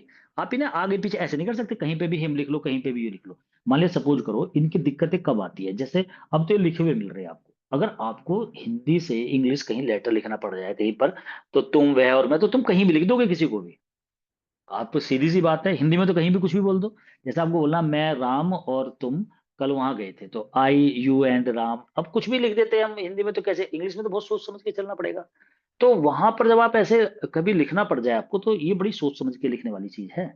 एरर है ये बहुत बड़ी, अगर आप इसे यूं ही लिख दो, कहीं से किसी को पकड़ के कुछ भी लिख दो। वैसे अगर हमने ना बताए इस नियम को, जिस बच्चे ने आज पहली बार सुना होगा तो वो तो यही सोच रहा होगा भाई ये कहाँ से आ गई नई बात, हिंदी में तो ऐसा कुछ नहीं है। मैं तुम और वह, तुम वो और मैं, वह मैं और तुम, कुछ भी लिख लो, कुछ भी कह दो, कोई फर्क नहीं पड़ रहा। लेकिन इंग्लिश में तो बड़ा सोच के चलना पड़ता है इसमें। तो एक तो मुझे ये बात बतानी थी, एक और बतानी है। अगर सपोज करो तीनों नहीं है, तो ऐसा भी तो हो सकता है तीन ना हो गए, दो ही है, या एक ही है। एक है तो फिर तो कोई बात ही ना होगी, फिर तो खत्म ही है, फिर तो आई है, यू है, यद है, वो तो सिंपल सेंटेंस हो गया। लेकिन अगर ये दो है, तीन नहीं है, जैसे यू एंड आई है बस, और ये नहीं है, तो यू एंड आई है सपोज करो, और तुम और मैं क्रिकेट खेल रहे हैं, ये है सेंटेंस। अब आप सोचो यार, वो तीन में बताया था सर ने नियम, अब दो तो किधर का किधर कोई पकड़ के इससे आगे का यू एंड आई कर लो या आई एंड यू कर लो, वो तीन वाला रूल बताया था सर ने। तो ऐसा नहीं है, अगर दो भी है उन्हें भी उसी क्रम में लगाओगे, जोन सा नहीं है उसे बस गैप कर दो। जैसे 231 का नियम है 2 3 1 का, थ्री इसमें है नहीं, यू एंड आई है, तो आई एंड यू नहीं करोगे, अब भी यू एंड आई करोगे इसे, ये बताना चाह रहा हूं मैं। जैसे तुम और राम, ये है, तो 231 का नियम है, तो राम एंड यू नहीं कर सकते इसे। आप थर्ड पर्सन को ऐसे ले आओ, फिर यू को लाओ, राम एंड यू ऐसे नहीं कर सकते आप इसे, यू एंड राम ही करोगे इसे। You and Ram are playing cricket, are आया किसके लिए, यू के लिए, playing cricket with your friend करोगे। You and Ram are playing cricket with your friends, their friends नहीं कर सकते इसमें, योर फ्रेंड्स, वो तो चलो वही रूल है पहले वाला। लेकिन अगर दो आ जाए तो जोन सा नहीं आया बस उसे आप मिस कर दो, रूल वही रहेगा। 231 है तो फिर थर्ड नहीं आया तो 21 हो जाएगा, 231 अगर यू नहीं आया तो 31 रह जाएगा, तो पहले थर्ड पर्सन फिर फर्स्ट पर्सन। समझ रहे हो ना बात को? जी सर।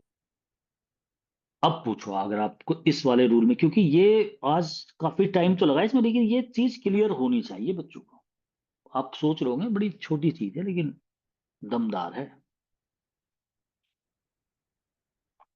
और कुछ बच्चे तो ये सोच रहे होंगे ये पता नहीं कहाँ से नई नई चीजें बिना मतलब की, ये बिना मतलब की नहीं है, ये ग्रामर का बेस है, पता होना सर जरूरी यही है। चीज तो सीखनी है आपसे, और कोई नहीं बताता ये सब चीजें। अच्छा। और कोई सर में एक चीज इसका और भी दिक्कत होती है कि पजेसिव वाले को जब भी कभी लिखा कहीं मिलेगा ना, तो वो इस ये रूल तो मिलता है कई जगह लिखा हुआ, फिर वहां पे वो पजेसिव वाली चीज उन्हें क्या मतलब है, वे 231 करके इजारम लगा के प्लेइंग करके छोड़ देंगे। लेकिन अपने दोस्त फिर वो वाली बात बड़ी दिक्कत वाली होती है, उसे तो वो कहीं मिलेगी नहीं, वो उसका तो मुझे भी पता है, ये तो मिलते हैं 123 और 231 के लिए। लेकिन हम इन्हें अब अच्छा, अब इसकी एक एक चीज और आपकी क्लियर हो गई है, अब समझ लो। अब नरेशन में वहां पे दिक्कत आती है, प्रपोज वाला जो रूल होता है उसमें हम क्या करते हैं, वी शुड करे दे शुड करे, वहां जो वो वी शुड और दे शुड होता है ना, वो इसीलिए होता है। अगर आपके रिपोर्टिंग वर्ब में जो शुरू में हमारे होते हैं ना, राम सेड टू मोहन, तो दे शुड करेंगे। लेकिन अगर आई सेड टू राम, मैंने राम से कहा, तो वी शुड करेंगे उसे। तो वहां दे शुड और वी शुड का और यू शुड का भी खेल होता है। यू शुड तो कोई बताता ही नहीं है नरेशन में। अब पता नहीं आपके समझ में आ रही है नहीं आ रही, मैं कहाँ की बात कह रहा हूँ, लेकिन आप समझोगे जब नरेशन करोगे वहां पे। जब प्रपोज वाला करते हैं तो वी शुड कर देते हैं, और ज्यादातर वी शुड का रूल और दे शुड का रूल चलता है, लेकिन वहां यू शुड भी होता है। यू शुड कब होता है, जैसे यू सेड टू राम, तुमने राम से कहा, ठीक है ना, और लेटस वाला जो रूल हो जाता है, फिर यू शुड करना पड़ेगा, लेटस प्ले क्रिकेट, तो यू शुड प्ले क्रिकेट, और अगर वो आई होता है तो वी शुड प्ले क्रिकेट, और अगर राम और श्याम होता है तो दे शुड प्ले क्रिकेट। जब आप नरेशन करोगे तो ये वाली बात याद आएगी आपको। सर ये अगर बताना। इसमें जैसे सेकंड पर्सन आ जाए, दो जैसे ही या शी कुछ भी आ जाए, और उनके बाद में सेकंड वी आ पर्सन है ये, जाए। नहीं सेकंड सॉरी, पर्सन थर्ड ये। पर्सन। थर्ड हाँ फिर। Person sorry. हम्म। जैसे मतलब उसके बीच में वी आ जाए, तो ये मतलब ये सही है या गलत है? कैसे? जैसे एक सेकंड पर्सन, फिर सेकंड वी। पर्सन तो यू होता है। हाँ सर, मैं मतलब वही बोल रही, फिर वी आ जाए, फिर थर्ड यू, पर्सन आ जाए, ही यू सी जो वी कुछ ही, भी। हाँ यू हाँ वी हाँ। ही है, यू आई ही ऐसे बोलना चाह रहे हो ना? हाँ जी हाँ जी, तो हाँ ये तो फिर गलत, ये सारे वी हो जाएंगे मिलकर ये, या फिर ये हाँ, गलत अगर है व्यवस्था? आई आ जाएगा अगर या वी आ जाएगा तो सब का प्रोनाउन जो बनेगा वो वी बनेगा, हेल्पिंग वर्ब भी वी के अकॉर्डिंग आएगी और उसका पजेसिव भी वी के अकॉर्डिंग आएगा। मतलब मैं तो ये कहना चाह रही मतलब हूँ, कोई सा भी पर्सन आ जाए, जैसे सेकंड आ जाए, थर्ड आ जाए, उनके बीच में वी आ जाए। बीच में तो नहीं आने का ना, भाई अच्छा अच्छा 231 वाले में तो वी बाद में आता है, 123 वाले रूल में वी पहले आता है। भाई 123 में फर्स्ट पर्सन शुरू में आता है, 231 वाले रूल में फर्स्ट पर्सन बाद में जाता है, तो बीच में तो है ही नहीं कोई रूल इसका। ऐसे लिखा हुआ देखा भी नहीं होगा आपने कि यू वी एंड आई, ऐसे नहीं होगा कि लिखा हुआ यू वी एंड दे। तो बीच का तो उसका रूल है ही नहीं। हाँ, वो नहीं आएगा।